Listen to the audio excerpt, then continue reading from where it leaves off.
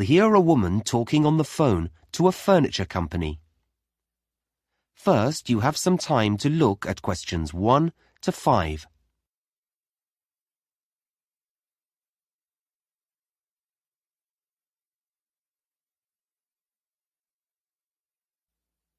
Now we shall begin. You should answer the questions as you listen, because you will not hear the recording a second time. Listen carefully and answer questions 1 to 5.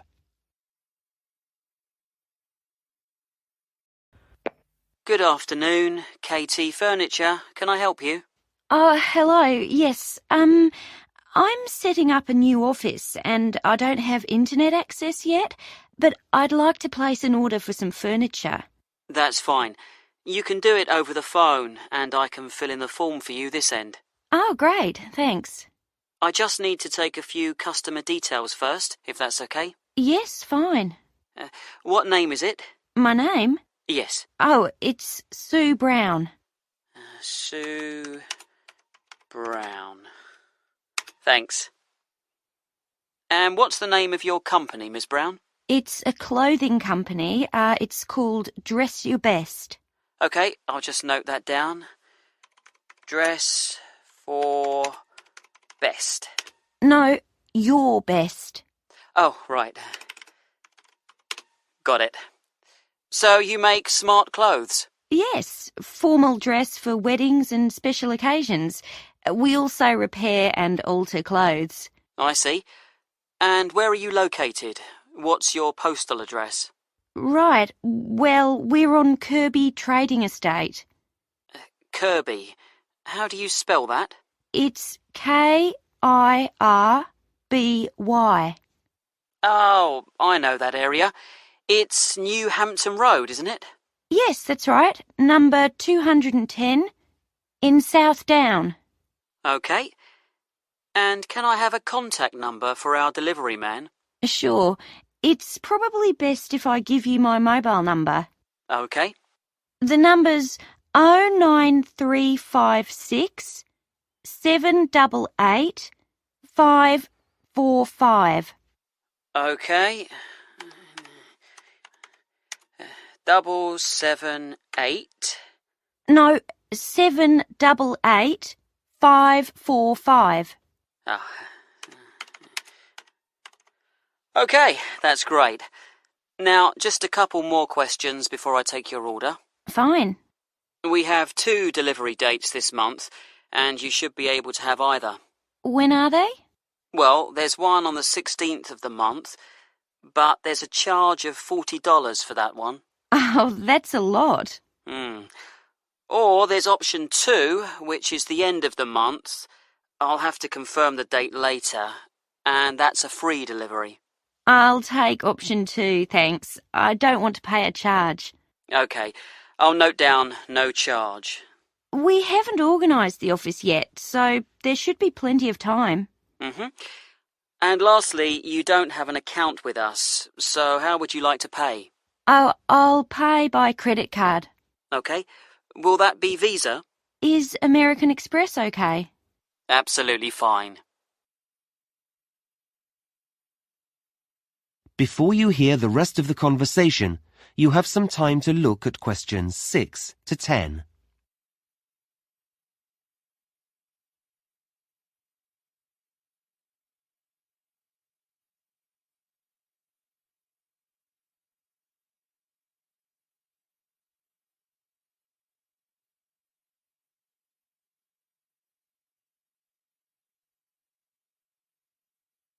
Now listen and answer questions 6 to 10.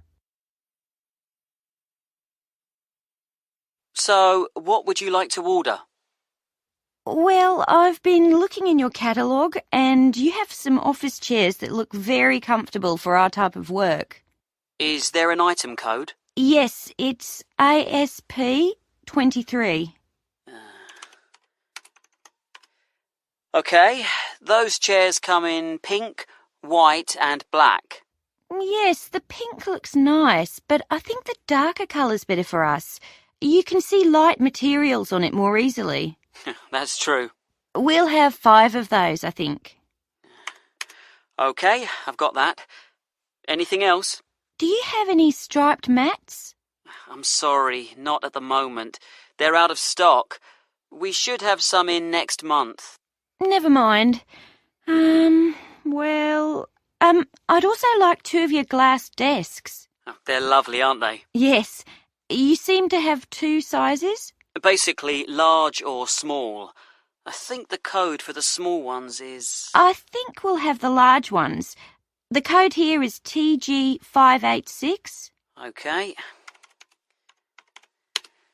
So, that's 2 glass desks. Any lamps for those? No, we have to get special lamps for our work. Oh, I see. Do you have another supplier for those? Yes. We do need some furniture for our customers, though. OK, for a waiting area or something? Well, we have to discuss the work with them, so we need a nice sofa. Something soft and... I thought leather. Ah, yes, a good choice. There's a 3-seater here, DFD 44.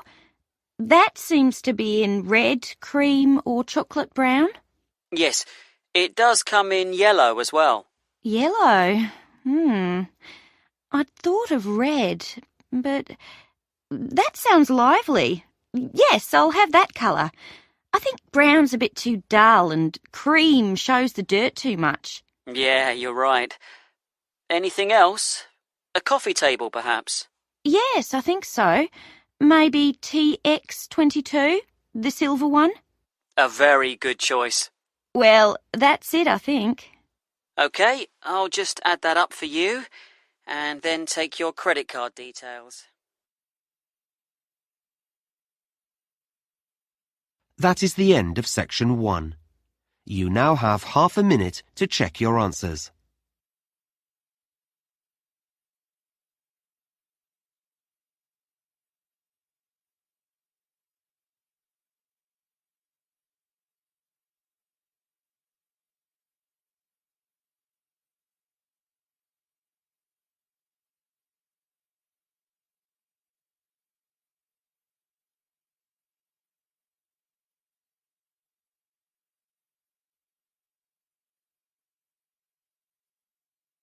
Now turn to section 2. Section 2.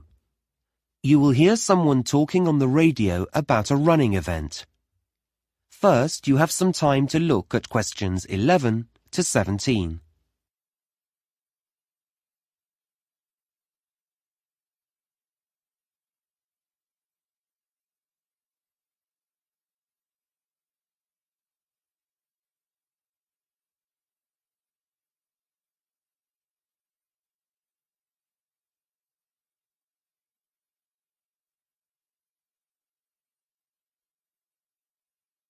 Now listen carefully and answer questions 11 to 17. Now, we're grateful to Fred McKinnon for coming into the studio today to give everyone a few tips about the city marathon that's taking place next Saturday. Thanks, Shweta. Yes, we're all very excited about the big event. Let me just remind listeners that a marathon is a 26-mile or 42-kilometre race, and this year we have 12,000 runners taking part.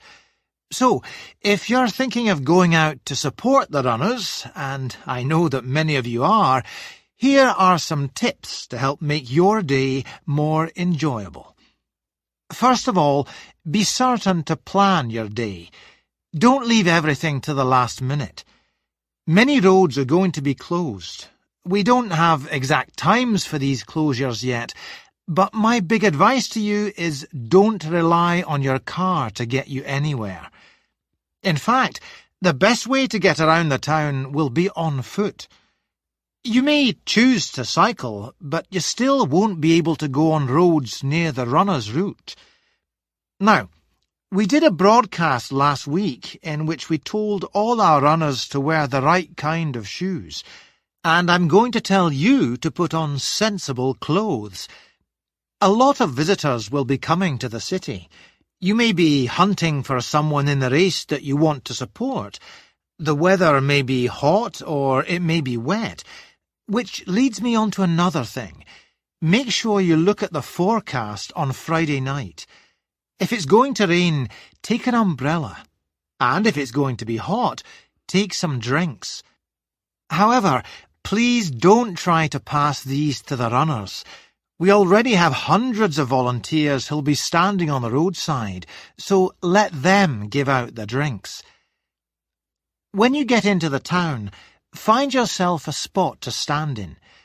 You may well want to walk up and down the route, but please don't cross the road. There could be thousands of people running towards you, some very tired and not able to focus clearly. We don't want any accidents, and runners don't want obstacles like you in their path. What they do need is your support, particularly when their energies are low, so cheer them on, and for once, don't worry about noise. The louder, the better. Lastly, if you have friends or relatives who are taking part in the run, please don't say that you'll see them at the finish line. If everyone does that, the whole area will be terribly congested and you won't be able to find anyone. Well, that's most of the advice, but I'd like... Before you hear the rest of the talk, you have some time to look at questions 18 to 20.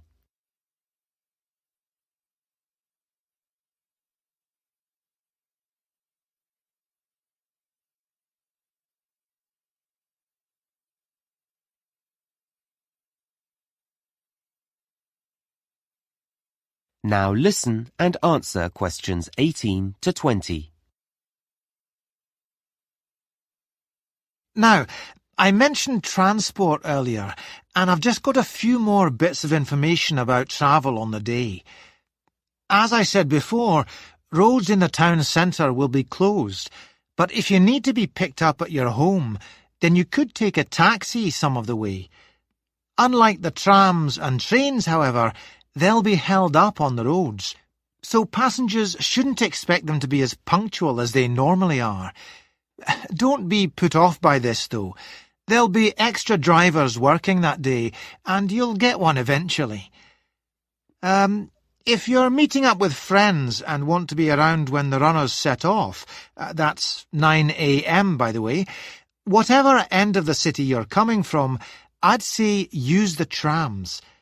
They still have routes that cross roads, and this will inevitably lead to some problems, but they're likely to have more reliable timetables than buses at this time of day. And, as you know, unlike taxis, they can carry plenty of passengers. Lastly, the buses. Quite a number of bus routes will be altered slightly, and it's already been decided that some will be closed. There won't be fewer drivers, but they will be operating on different routes, and some will have longer breaks than they normally do. We'll be including a full list of all the bus routes and numbers, and where they'll be going, in this week's local paper, so look out for that. Well, that's it from me. Back to you, Shweta. Thanks very much, Fred. That is the end of section 2. You now have half a minute to check your answers.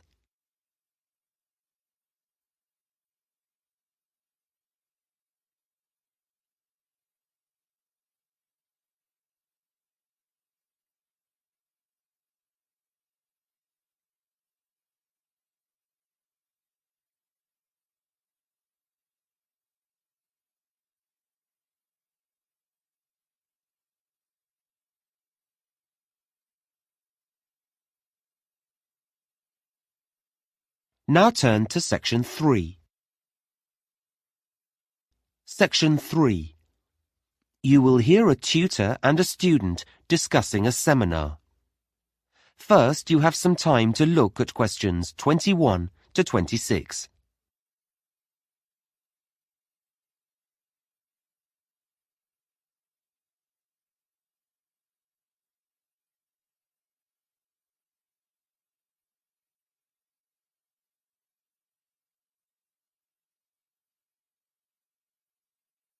Now listen carefully and answer questions 21 to 26.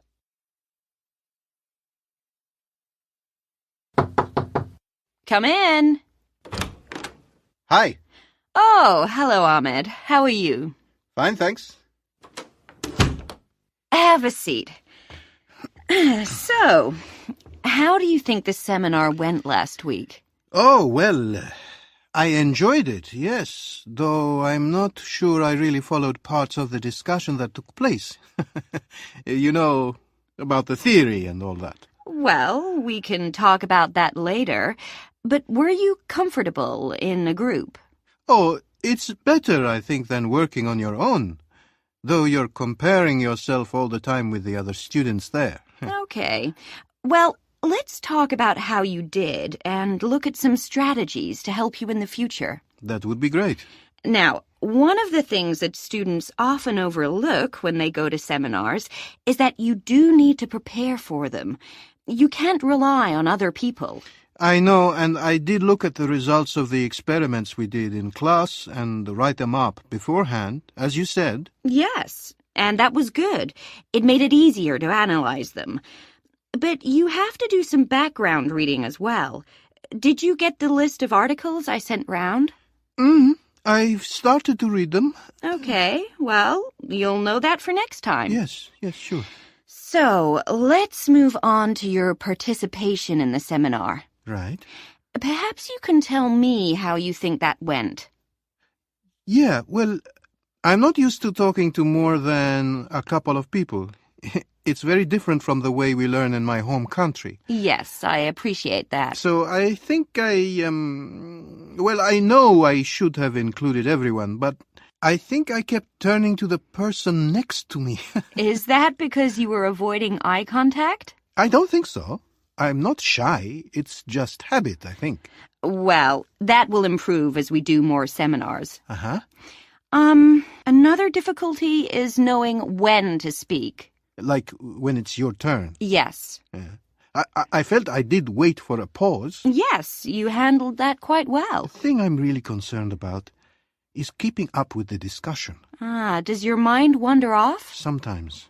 I jot down a lot of information, but I still find myself thinking about something else when lots of other students are talking. If there's an assignment to do at the end of a group, that usually helps. I'm sure it does. Okay. Now, the last thing I want to look at is the role that you play in the seminar. What do you mean? Well, when students work in groups, they don't all behave the same way. Some students are quiet, some look for support, some ask a lot of questions. Oh, that's a new idea to me. I don't know what I'm like. That's probably because you're thinking about your own performance all the time. I guess so. I mean, should I be different in some way? What I would say is that when we do the next seminar, you should look more at the people around you. You know, look outside yourself. Like ask myself how they feel? Yes, or what they're looking for from the group. Okay. It doesn't take much, but it's important to watch what other students are doing. Okay, I'll do that. Fine. Now, I'm going to suggest... Before you hear the rest of the conversation, you have some time to look at questions 27 to 30.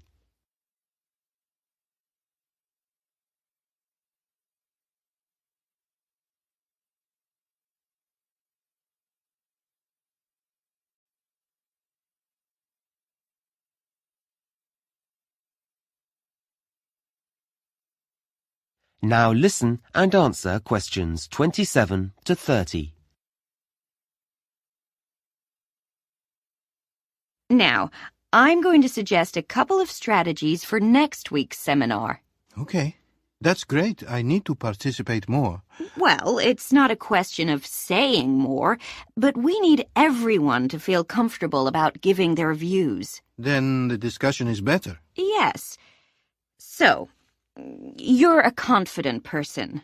Should I make sure I'm near someone who's quiet? You can do, but it's more about how well you pay attention to other students. Okay, so I need to be attentive. Yes, and then encourage someone else to say more by saying, "What did you mean when you said," or "What do you think about the idea that—" That way I'm talking. Yes, but you'll find that other people will talk too.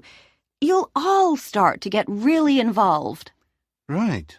They're good suggestions. The other thing that can really help is the way you take notes. Yeah, I know I write down everything, but I should be stricter with myself. Well, you actually need to think a few days ahead. Really? Yes. What's the topic, and what's the best way of making notes? I see. So I have a strategy when I walk in the room. Exactly. Then when you read through them later, they'll make sense, and you won't have to write them out again. I always have to do that. The other thing I would say is that you should include a small column in your notes where you can jot down things you want to go back to before the seminar ends. Like a reminder. Yes. Notes aren't just for later. You can use them as a prompt when there's a pause in the discussion. That's been really helpful. Okay. See you in class tomorrow. Thanks. That is the end of section 3. You now have half a minute to check your answers.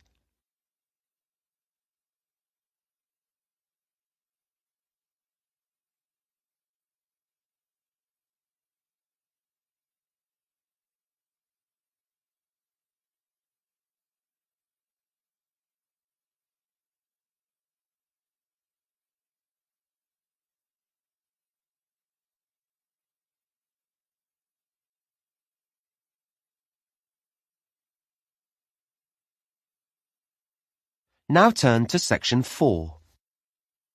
Section 4. You will hear a lecture on desert plants. First, you have some time to look at questions 31 to 40.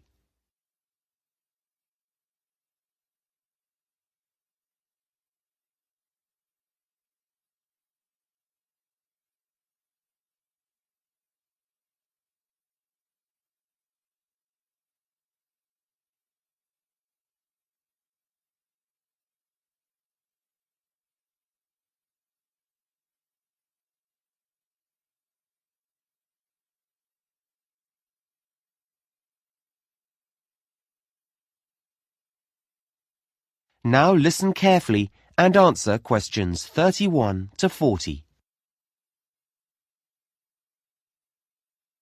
In today's lecture, I'm going to continue our work on plants and talk about plants that live in the desert. Now, just a bit of background information first.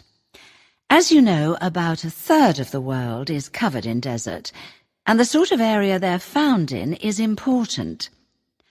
Deserts are usually created because the area of land where they lie is located in something that's called a rain shadow.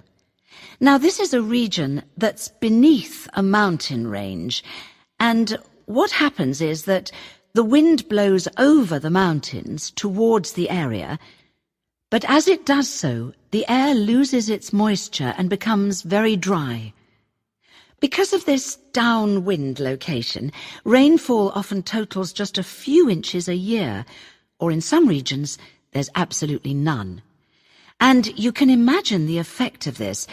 It means that whatever rain does fall evaporates quickly from the ground, and that makes the soil salty, and also leaves behind a whole range of other minerals as well. Now, despite this, deserts are home to many living things.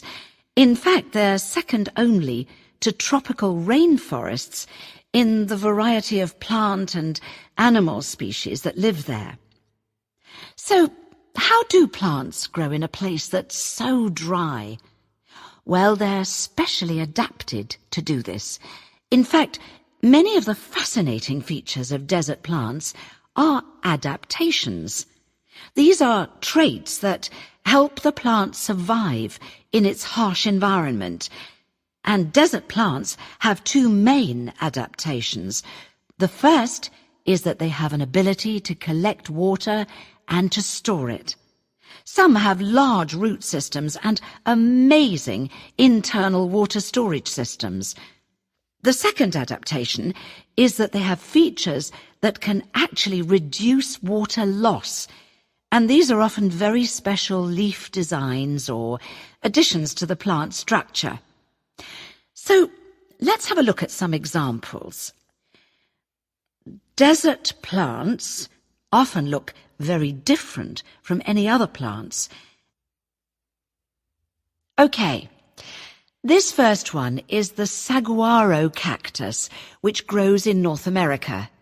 It looks a bit like an open hand with long fingers. This plant has a large network of roots that extend far, far away from its trunk, and these roots collect water after rain. Then the water's taken here to the green stem. This is where all its water is kept, and it keeps the whole plant alive until the next rain comes. It's a pretty, woody plant. In fact, its skeleton is actually used in building materials, so it's quite strong. This next plant is called the barrel cactus, named because it does look rather like a barrel. It can grow up to 1 meter in height, which is pretty big, and it has long yellow spines. Now, this plant has an interesting adaptation because its shape allows it to expand when it rains, hence the barrel, and store water in its spongy tissue. But then it shrinks in size during dry times as it uses the stored water, so that's a clever design. This third cactus, often just one plant reaching upwards, has these white hairs all over its surface. It's called the old man cactus because of the white hairs, and these help the plant reflect the hot desert sun. So this adaptation is a water conservation aid, if you like. Another adaptation, not directly connected with water, but with survival, is found on something like the prickly pear cactus. There are hundreds of these in the Mexican desert. I'm sure you've seen them on films and adverts. Yes, so because desert plants store water in their spongy tissue, animals will eat them. So the plant has sharp thorns, specially designed to prevent the predator from being able to, well, get near it at all. Our next plant is called the desert spoon. This plant has long leaves that fan out, and they're very succulent because they can also store water inside. However, they're also usually very tough, and this helps keep the water inside and also makes them less tasty. Finally, we come to the aloe plant. This is one that many people keep in their homes. It's an attractive plant which has leaves that look and feel rather waxy. This surface behaves in a similar way to a plastic wrapper and helps the plant to hold the water in. It's a wonder plant, this one. Its juice has been used as a medicine for centuries, and even today you can find it in products on the pharmacist's shelves or in creams and lotions. OK, well, we're going to take a closer look. That is the end of section 4.